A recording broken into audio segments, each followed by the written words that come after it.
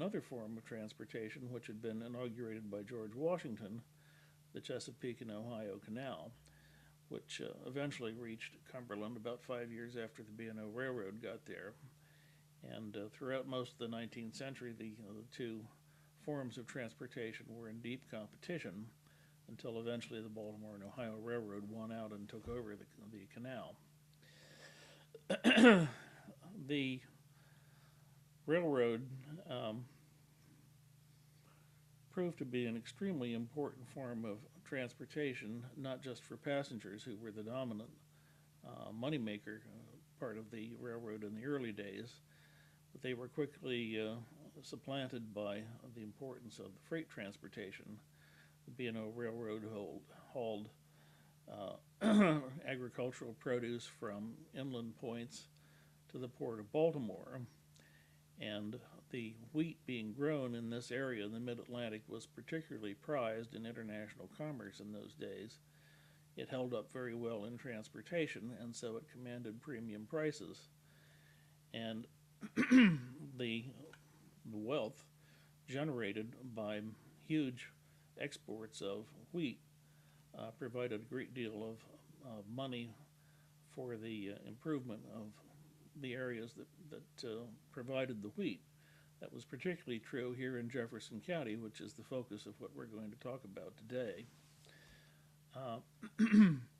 Many of the fine houses and plantations that were built in this area were a direct result of the wealth pouring in from the transport of wheat during that period, which is a period when a great deal of wheat was being demanded in Europe as a result of population growth and economic growth.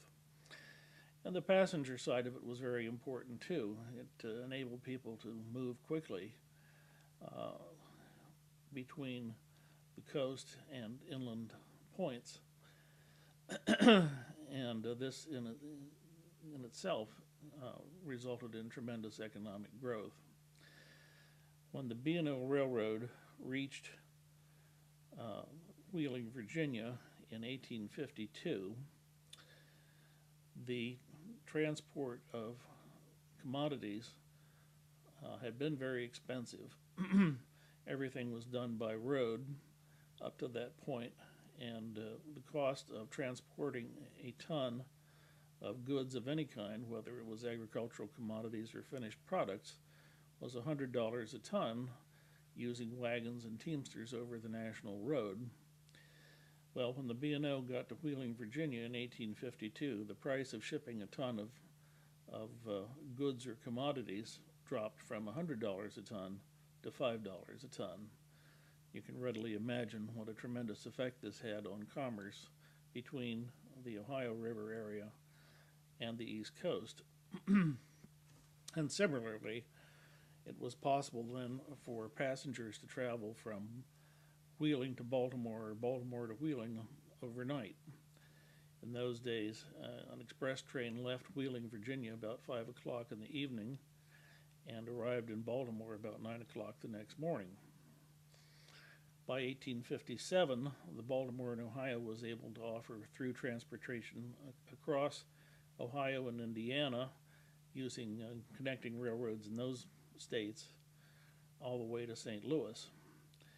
And commerce really began to pick up because until that point, most of the major transportation routes were based on rivers and roads, and the railroad was able to offer faster, cheaper, more efficient transport to everybody for both freight and passengers.